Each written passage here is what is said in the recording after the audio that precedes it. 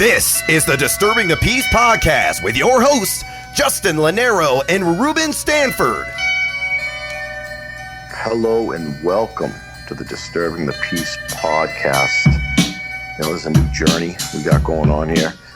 My co-host, Mr. Reuben Stanford from BK on Twitter at Real Sports Porn. What's good? It's all good here. Everything is great. Good. We got a childhood friend of mine is producing this show. Now resides in New York. He's been there for a minute, so it's cool. We got a couple New Yorkers and me being outside of Boston. There's a project that you and I, Reuben, we want to talk real life shit. We want to, shoot from the hip each week. And I think that that's something we're going to be able to provide on a regular basis for listeners. So, what's going on, man?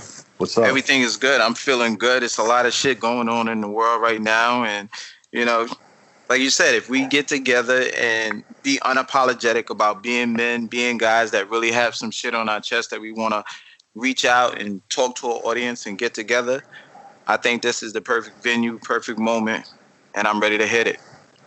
Yeah, no doubt. Me too, man. It's been a long fucking weekend. With the kids, how it goes with toddlers. Both of you guys know how it goes. Right. And they gave me a run for my money this weekend, boy. It was like, and it's like a prison setting. The shit can like once it's quiet, something's about to pop off, and then things are good. And I don't drink, so once in a while a drink sounds real fine. After a long day with them, but I wouldn't change it for the world. I mean, it's war, and I know that down the road we'll laugh at shit like this, but in the moment, it could drive you fucking bananas, and that's what's going on this weekend. But but the main thing you just said was when it's quiet, that's when you jump on it. That's when you got to have your ears perked up. You got to find out what's popping and see what's going on in the house or. Because that's when that's the dangerous time. That's when it can get a little scary. But when they're jumping around, like right now with the kids, you got the little ones. I got older ones. So my whole thing is different when they're problems. Little, small kids, small problems, enjoy it. Yep. Realize that, let them be. Let them run amok a little bit. Some people right now don't want to let the kids run amok. They want to, control them, make them sit down, make them do this, make them do that. Listen, kids are kids. Think about it. When you were a little kid, you don't even remember what was going on. There's no right and wrong, really. Just let the kids be free. That's my thing. Yeah, no doubt. And because we'll laugh at this shit down the road for sure. Let me ask you something.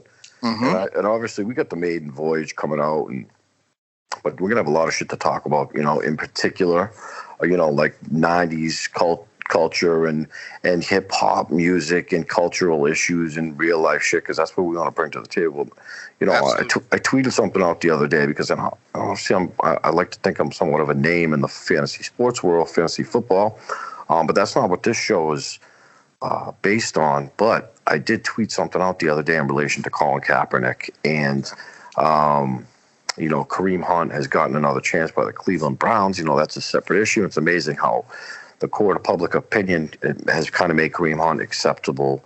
And we saw the video 2 million times. It was shoved down our throat. And then Colin Kaepernick, this is just about blackball, but he got a boatload of money from the league. A lot of people's arguments are, well, Colin Kaepernick's not good and Kareem Hunt is, so that's the justification for all this. And I know this is something that's important to you. The Kaepernick thing, I was talking to you the other day. You said, have you got the kids like Kaepernick shirts? Yeah. What's your take on the whole situation? I've been standing with Cap. I've been rolling with Cap simply because, listen, man, it's not a lot of athletes. I grew up in an era where my parents were talking about the civil rights movement, and we were talking about the Jim Browns, and we were talking about Kareem Abdul-Jabbar and your sports athletes taking that stand to be able to say, listen, I'm more than an athlete. I'm an activist as well, because until the world is okay around me, being a black man that plays basketball, playing football means absolutely nothing. I'm just simply a nigga.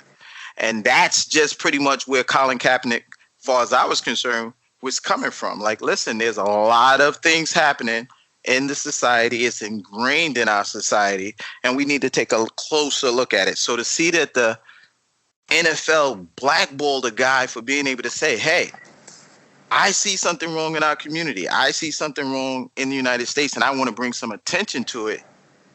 The NFL has tons of causes. Some rich dude's wife said, hey, you know what? We want to support breast cancer. They got pink all throughout the NFL during a particular month. We're going to do breast cancer awareness. Nobody has a problem with that.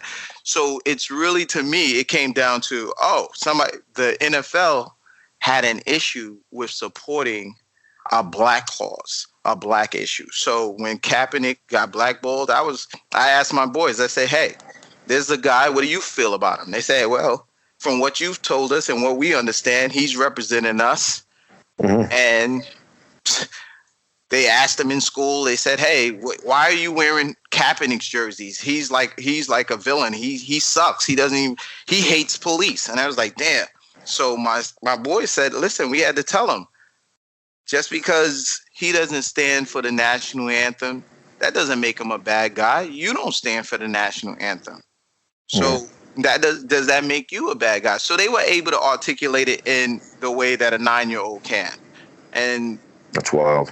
They got to walk around with that. They got to walk around with knowing that people are looking at them, because at that point, the jersey represents a political statement. It's no longer you're just wearing a jersey. You're wearing it. That's like now you're public enemy number one. You're down with the movement. You might as well have put on a little beret and called yourself a Black Panther. It got spun, though. I think initially he did it because of police brutality, and then all of a sudden it takes this huge different spin, because it's funny how the media has a tendency to do that. Now, as a football person, I look at Colin Kaepernick. He took them deep into the playoffs a few years ago. He could fly with his legs. I mean, maybe not the best systematic QB, but he's certainly better than a lot of the scrubs we've seen over the last couple of years. Absolutely. Right? I mean, absolutely. So for somebody to say, well, Kareem Hunt led the league in rushing last year. Yeah, we know that. And we also know that running backs can be replaced. But for somebody to sit here and tell me, and there's bad people out there that are like, Colin Kaepernick is not good. Well, maybe he's not Joe Montana or Tom Brady. Fine, we get that. But the guy should have a job in the NFL, whether it's holding a clipboard, you'd be employed.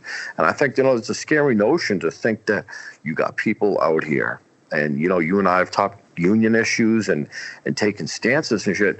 You take a guy like Colin Kaepernick, he takes a stance for something that he believes in, representing people, not just a race, but, well, obviously it has a lot to do with race, but, he's got the balls to take a stance, and then somebody somewhere doesn't like it, big brother, and all of a sudden he's looking in and he's exiled. He might as well wear that, what was that, the Scarlet Letter book, with the S, and, you're an outcast. And so no longer are you a football player and an NFL quarterback, but like you said, you're a radicalist almost, just because you had the balls to stick up for something that, meant something to you. And I don't like that shit at all. Of course, I'm not black either, Ruby. You know what I mean? I'm shockingly Caucasian, so it's easy for me but what's right is right in my eyes, I mean, that's the way it is. I mean, we're all human beings. The main thing to me is, like, right now, Kaepernick, I mean, he won. How often does the NFL lose a big case?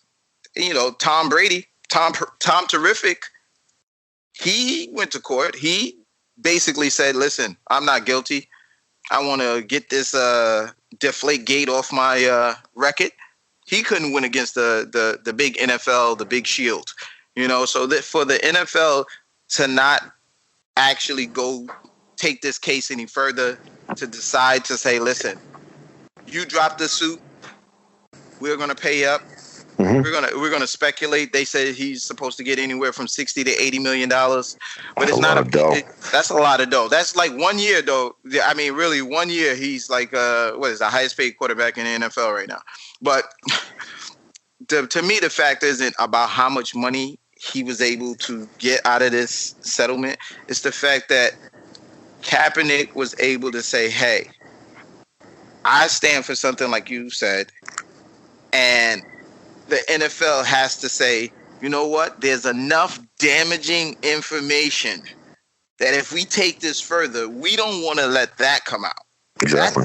That's got to be the rest of it. Like, you know what? We actually did go through a series of emails or some type of correspondence. Right. And it's somewhere that, you know what, we don't want this information to get out that we did this. Now, we know the NFL is good for changing narratives, changing. Oh, hell yeah. This is just what they do. You know, it's a corporation. It's kind of hush money. It's almost like hush money.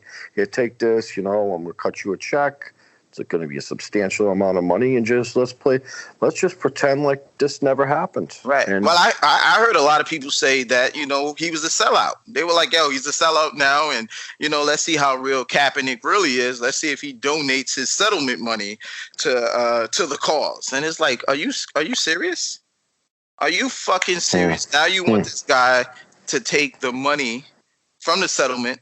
He didn't ask to sit out this year. You want him to take the money. He's been giving money towards different causes. He's been donating money to the military. He's donated money to law enforcement. And now you want him to take the 60 to 80 million that he got, and you want him to drop that just to prove to the establishment that, hey, you know what? I was really sincere. Fuck that. Right. You know what I'm saying? Fuck all of that. That's some real bullshit. And that's where people are going with it when you're just trying to convince. I think history is going to look favorably on Colin Kaepernick. The NFL, if they at some point they're gonna parade him out when he's a little older. They're gonna. You mentioned that the other day. You mentioned that shit the other day, and it makes perfect sense when you think about it. You know, it's hot now, but then they'll honor him with some bullshit award down the road. Absolutely. You know, which is disgusting. It's almost like, you know, a lot of this shit. There was a movie that came out with Jim Carrey back in the day called The Truman Show, and the whole show was a bunch of bullshit. Like, he was an actor the whole time, and everybody in his life was an actor. And it was just this big facade. The barber was an actor, and he was like it was crazy. But like a lot of shit we got going on now is like, damn, what's real? What's not real? You know, where are most people's heads at? Like, what, and, you know, we talk about conform. In this podcast, we're going to talk about a lot of real shit, you know, and our opinions. The fact of the matter is, I don't know everything. You don't know everything. Absolutely. Mitch doesn't know everything, but perspective is huge. And I'm doing this with you because there's a lot of different things that I want to learn, you know, in particular, you know, your race and a lot of things. And I grew up in an era of the 90s, and Mitch can attest to this.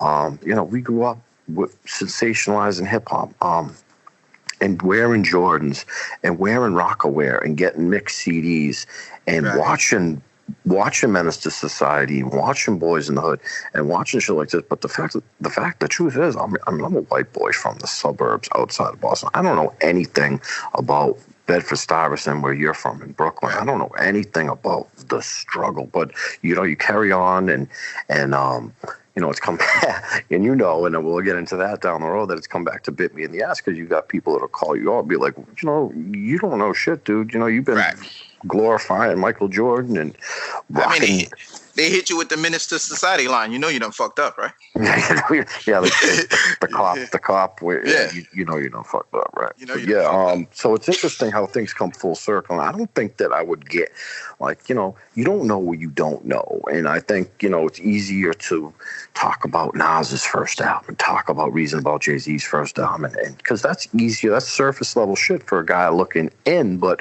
you know, once you're from where these guys are, you know, you're from the teeth of Brooklyn, you know, the heart of New York. Yeah.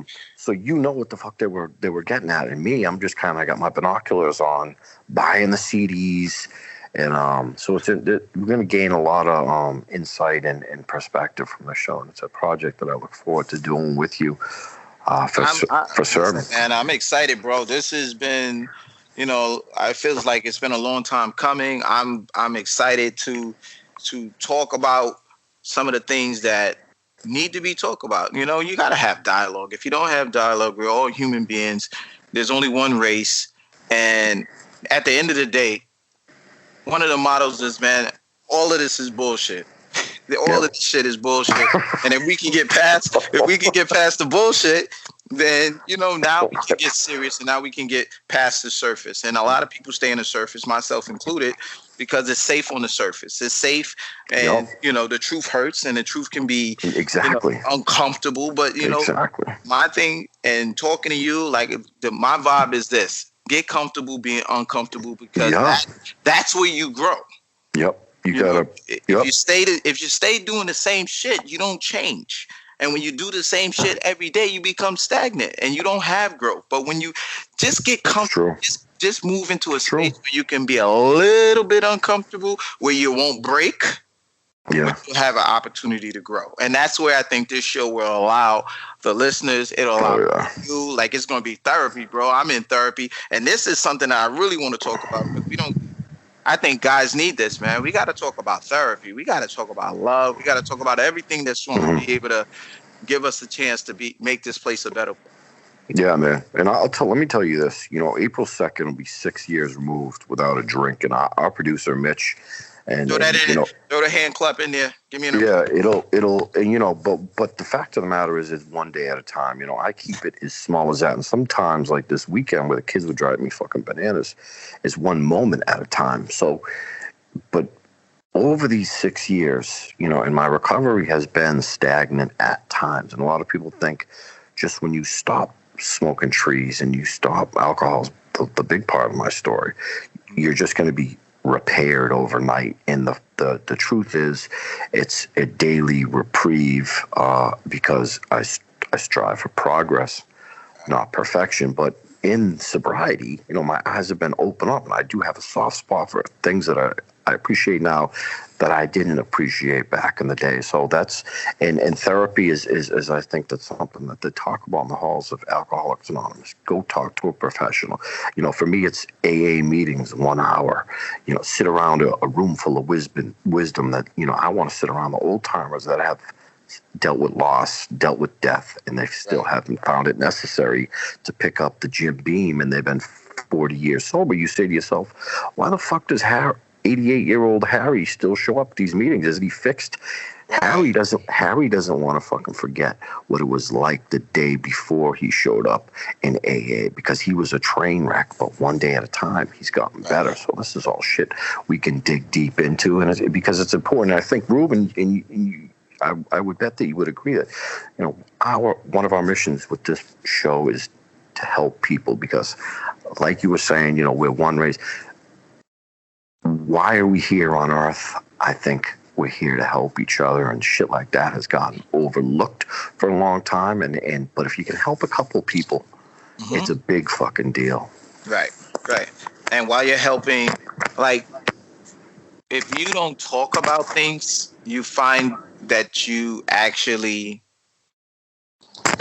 lose touch. We isolate ourselves. Right, true. Isolation is bad. For me, idle hands are the devil's playground. So, you gotta connect with people. A guy in the football industry, Sigmund Bloom, football guys, does the intro for my other show. He's in Austin, Texas. Bloom's he's a heavy hitter in the football world. He calls social media the golden age. Twitter's the golden age. I mean, look at how you and I connected the last couple of weeks, and we've been following each other for a minute. Connect people.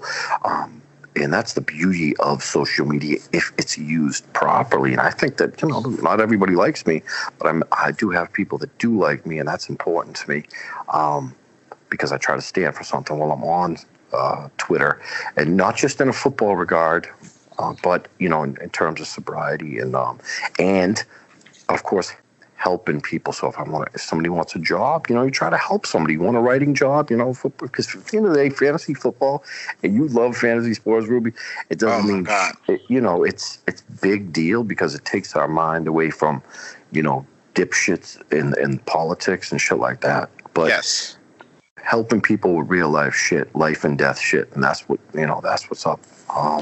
So, the idea of this show, I think we want to roll weekly, and sometimes it might be a couple times a week. Sometimes it might be bi-weekly, but we're going to be available on numerous, whether it's iTunes, Google Play, Stitcher, stuff like that. And I really look forward to this project with you, bro. And we got a shitload to talk about. I appreciate it. I appreciate the opportunity that this provides. I can't wait. I'm excited. I'm ready to chop it up with Mitch a little bit, see where his head's at, see what's popping with Mitch. There's a lot going on. There's Mitch, you there? There's a lot going on. You know, I was looking for a producer, and then you know, on Facebook, you were like, yeah, you just put a microphone under the comments. I just deleted the post real quick. But, man, we got some stories to tell, boy. Oh, yeah. You know, growing up with you and doing it all with you and then looking at you now. And I was telling Reuben the other day, I said, this is a man that, you know, some of my son was born, Easton was born, and this dude was sending me, which, by the way, I met you, I've been using this wiffle ball bat and a tee from, now they're hitting it hard now, you know. It's dope. 5 years ago, I'm like, you know, I got childhood friends that live up the street. They didn't even, you know, holler at me. So I think, you know, God works in mysterious ways, people working through people. And then here we are. You're doing something you love, producing. You know, I'm connecting with a childhood close friend of mine who, you know, we don't talk every day, but you know where we got each other. It's a beautiful thing. And you're over here lifting weights in New York City, raising a family and living the good life. And I'm proud of you, bro. You know, you're a good man to watch. I need a little bit of that in my life too. There, I need a little health and wellness in my life. A little. He's your guy. Some great tips. I think if Mitch, you could just bless us with the good tips. I got my wheatgrass right now. I'm doing wheatgrass, and I'm eating a lot of arugula and a lot of olive oil in my diet. You know, I even did some intermittent fast the other day. You know, that new shit, that popular shit. Exactly. I don't want to keep. Yeah. You know, I don't want to get too trendy with, find myself with no enamel on my teeth, fucking with apple cider. But I want to get right. You know, I gotta love life and stuff. You know, I feel we're gonna end up talking about some stuff. I don't want to be just using the blue magic pill. You know. Sure. Yeah. There's some things that's going on. You gotta, there's people. You don't want to have a limp noodle, but hey, black don't crack. Black don't crack. Listen, man, I told you before, man. That's Eddie Murphy and Richard Pryor. They fucking lied to people year after year after year. They hit us with the white man voice. They hit us with that, hey, buddy. Yeah. They hit us with all of that shit, and they told us some of the things like, yo, you got to take care of yourself. We got to do way better. I'll speak for black guys in particular. There's a whole lot of, poor nutrition. I'm sure, Mitch will be able to help us out, get some of that stuff out there to the people. No doubt. Because there's just tons of information. Like for me, I'm looking at it like we got to talk about it all. I want to, listen. I want to talk about the sex toys. I want to talk about, the wifey's little top drawer that you got to pull out and you seeing everything in there. You need some of that in your life. You need you need. Guys, we don't get information. That's the biggest thing about shows. Like, there's a way that we can give you just some small information or give you some food for thought, things to think about, because there's so many areas where, as guys, that we don't talk about. Women talk about a lot of shit. Like, they start talking about the vagina when they're young. Guys, we ain't talking about penis. We ain't talking about how it works. Guys don't even know how their own shit work. So there's so much that we can just break down in a show. We will. And I'm excited about it. So my man Justin put me on to the idea of just saying, listen, Disturbing the Peace is where it's at. And you came up with the name, though. You came up with the name, and I it was something I've been wanting to do, and you reached out, and I said, I told you this, and I'm gonna sound ignorant as fuck when I say it, but I was like, I want to do a show like this with a black dude, and to gain perspective, to gain knowledge. I think it's a fantastic concept. Just to tell him, you said, "Are you black?" And I was like, I'm black. And I was gonna, are you black? When you DM'd me, I was like, "You black?" I was going, he's going, oh God, we got another, and I'll tell you, man, and look, I'm a kid. Mitch knows where we grew up and shit like that. And Mitch is black. Mitch is black, and you grew up with some ignorant dudes, and I think maybe at times, I might have been one of those ignorant dudes. But I will say this, things happen for a reason, and I'm about getting better and appreciating life, and maybe I bumped my head, and this whole sobriety shit is taken over, but no, I got an appreciation for a whole lot more than I ever did, and you know, we'll have episodes where we talk about liquor, smoking blunts, and you know, Mitch Reuben being on the steering wheel. Yeah. You know, and, hey. I can see him now. I can see you now in that Geo. You know, just bumping your head to your own beats and shit. I remember your turtle, Ralph.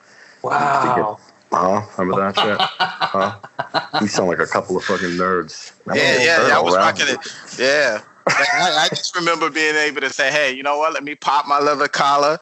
And then you got to ride in the Vigor, get in the Vigor, you know. Oh, the Acura. Wasn't that Acura? The Vigors were bad. And the Legends. Were they ever? That was it. Yeah. Two doors. Yeah. Lean back hard. Just lean back hard. And you just ride down 125th, go around the Apollo real slow. You can't go fast because you know you're on the stroll. So that's just pretty much what it is. You just get in the Legend and laid back leathers. We got the milky processed afro. the elevated ring, gold ring. You know? Damn, man. All right. Well, hey, listen, this was a good wrapping tonight, man. And we'll catch up with people soon. We are on Twitter, so there's Disturbing the Peace podcast is on Twitter. We'll be on Facebook and shit like that as well. And Mitch, you can, you know something, but Reuben's right. You know, you're deep in the nutritional game now, so we're gonna beat to death certain things. You know, everything, but like implement a segment. Like a basic segment, because I know you're witty as fuck. So you'll break something down on like, I need layman's terms, you know. I'm with that. Yeah, definitely. I'll come with the health. Come with the health beat and get you on track. Yeah. You know what I'm saying? Come with the health beat, get you on track. Hell yeah. Yeah, I look forward to this, man. All right, man. Well, this is good. We'll do it again real soon.